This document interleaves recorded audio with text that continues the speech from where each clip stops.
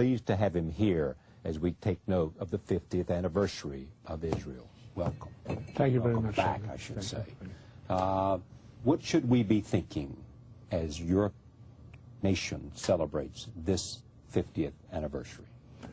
I think we should recognize, first of all, that Israel is a success story. It has emerged triumphant from all its wars. It is now at a very high level of economic productivity. Some people compare its economies with those of the members of the European Union. Israel is strategically predominant in the area. It is no longer the very fragile, tentative creature that Israel was when it was a country of 650,000, which might very well have been swept away in the turmoil. So that it's a success story, and yet there is not a celebratory atmosphere in Israel today. Why? I think there's a sentiment that, together with all the simplicities and the solidarities that used to characterize Israel, something has been lost.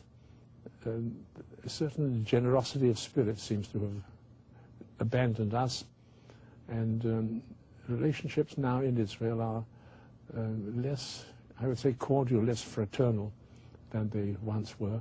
Perhaps that's because in the old days we were very few in number and could therefore indulge the instinct for greater solidarity. Is it also a reality of the power of the religious parties and the power of people who honestly but deeply believe with an ideological and religious fervor about positions and defense?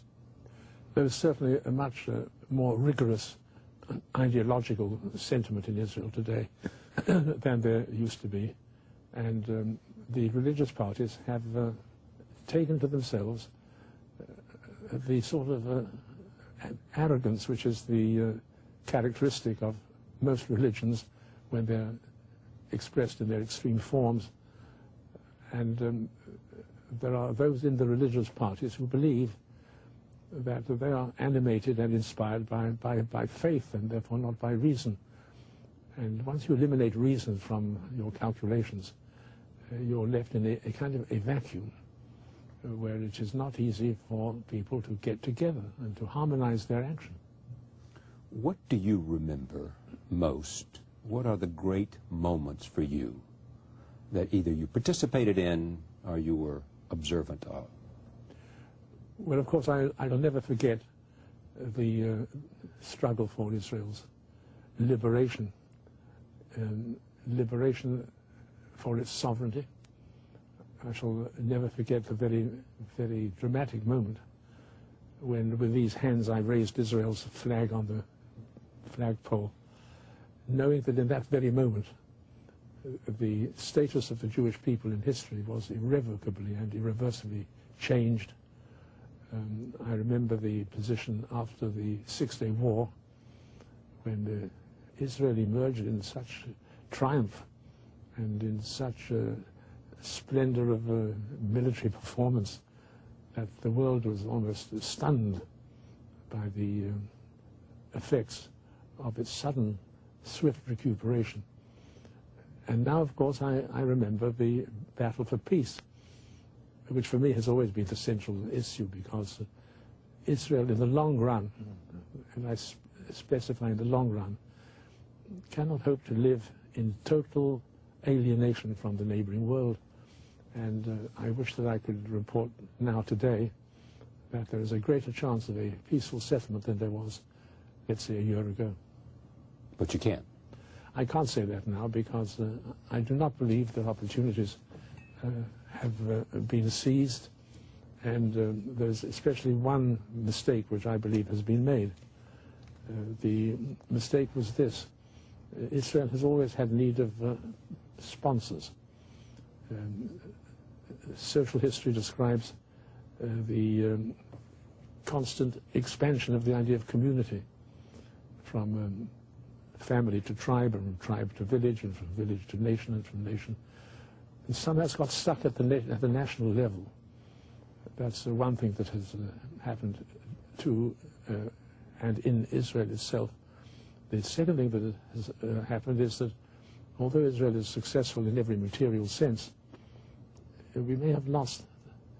There was a certain naivete, a certain simple way of behaving. We didn't have many resources, and therefore the question of how to distribute the resources was not very important in those days. The pioneering zeal, the labor on the farm, these were the figures which seem to have lost their position in our society. Other than David Ben-Gurion, perhaps not other than David Ben-Gurion, who are the greatest of Israel's heroes?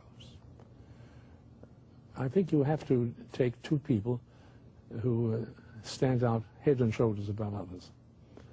One was our first president, Chaim Weizmann, whom we used to call the great persuader, because a man who could persuade people like Einstein and like Churchill and like Truman, could persuade them that the establishment of a Jewish state would not cause very much trouble and would in fact be a very useful contribution to the human story. That was the great persuader. And then, of course, David Ben-Gurion, who led our hosts in battle, who put all his emphasis like a searchlight, whose light is concentrated in a beam and is never dispersed. He was the leader of the nation, and his memory will never be lost from our annals. I thank you very much for sharing this reflection on the 50th anniversary of Israel. Thank you very much.